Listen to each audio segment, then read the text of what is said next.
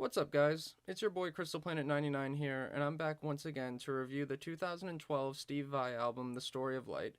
I've been really looking forward to reviewing this album ever since I started this series all the way back in 2018. Some of the songs on this record are among the first Vai songs I'd ever heard, so this album holds a lot of nostalgia in my heart. Without further ado, let's get started. The Story of Light.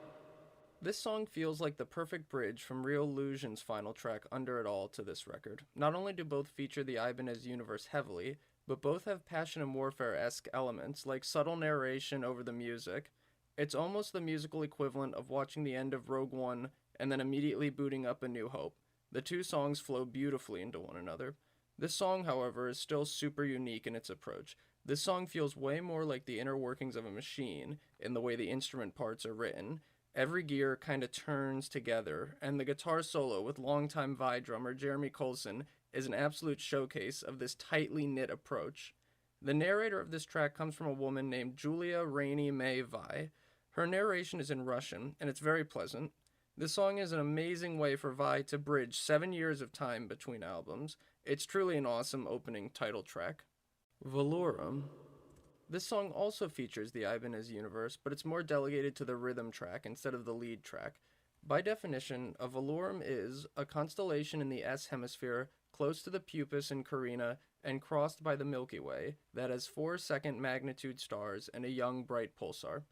This definition is obviously beyond my level of expertise, but I believe it is an interesting thing to name a super technical, industrial prog metal tune.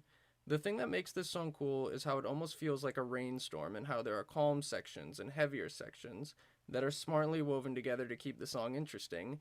At times, this song can feel a lot like Building the Church, especially in a section that happens halfway through when Vai does a little call and response with Jeremy and the rest of the band, and the guitars have tons of weight to them in this song. This track feels like it's almost a lost track off of Real Illusions, which really doesn't bother me at all, but it definitely feels like it would fit really well in that record. John the Revelator. This is a cover of a gospel song from the early 1900s by artist Blind Willie Johnson. This is the first vocal track on the record, and instead of Vai handling them, he called upon Beverly McClellan to sing them. At the end of it all, this choice was most likely the smartest, as her vocal parts sound absolutely awesome here. If Vai sang this song, I think it would have probably sounded like his stuff off of Fire Garden. The guitars are lowered a whole step in this song to make them feel more intense. The live version of this song, off of Stillness in Motion, is also worth a listen, as Beverly joins Vai live on stage to sing this song. The idea of having Vai as a lead guitarist for a singer, instead of his guitar being the main focal point, is something that really brings me back to the stuff he did on one of my favorite records, Sex and Religion. Vai will have other guest singers on this record, which I think is really interesting, since in the last record, it was mostly him pulling a lot of the vocal work. Book of the Seven Seals. This song is an extension to John the Revelator, and it really kind of needs to be heard directly after that song, as it's way too short otherwise. This song features a full choir that really taps into the gospel roots of the track. Just like the last song, Vai is used as support for them. This song feels like it belongs on Fire Garden, as it has such a high energy and experimental nature to it. You can tell that Vai really worked closely with this small choir, as their parts all sound amazing with the regular Vai band. Definitely an awesome mix of two completely different styles blended very competently by Vai. Creamsicle Sunset. This is a nice little fingerstyle song that kind of reminds me of The Boy from Seattle or I'm Becoming. It's based around Vai playing an E major chord and then inverting it many different ways. This song was inspired by when Vai went to a tropical island vacation and during the sunset noticed the sky was a beautiful explosion of oranges and whites and reds, and it reminded him of the creamsicles he'd enjoyed as a kid. The backstory is very sweet, and I'm glad Vai can write about things that make him genuinely happy like this.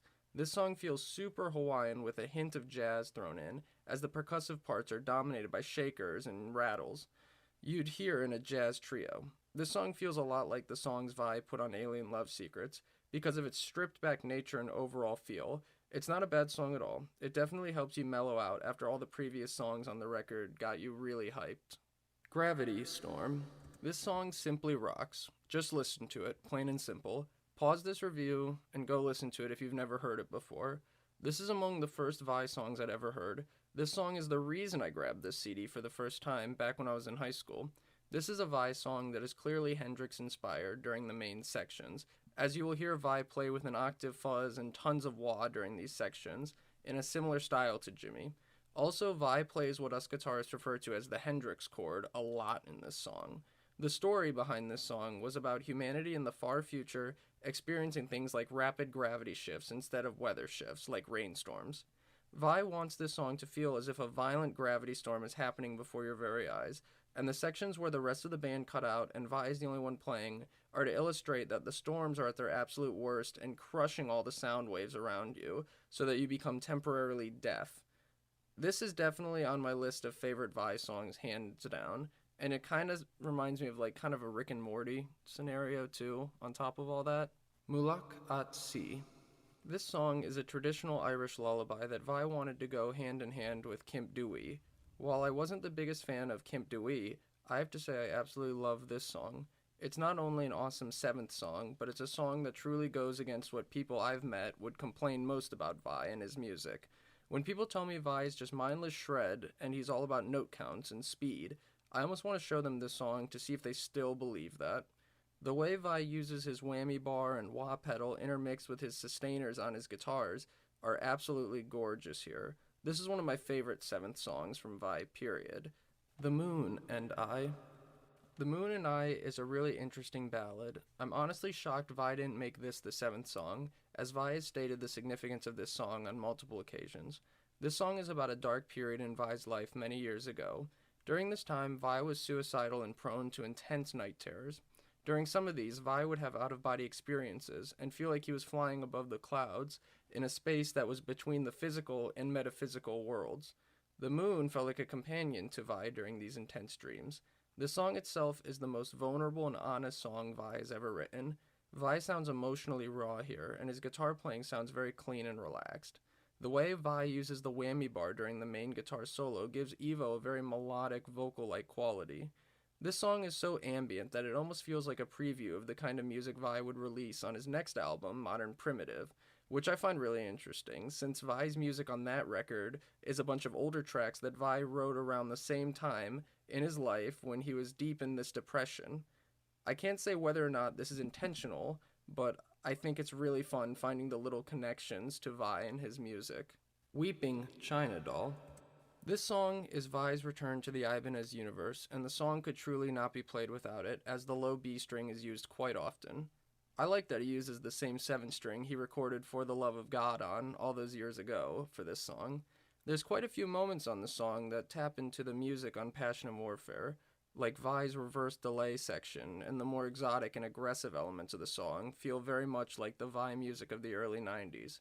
Overall, this song kind of has a similar feel to For the Love of God, but it also feels very ambient and progressive, like The Moon and I think I like the live version of the song off of Stillness in Motion just a bit more, as hearing it live almost makes the song feel more grandiose, almost like an orchestra in a large concert hall.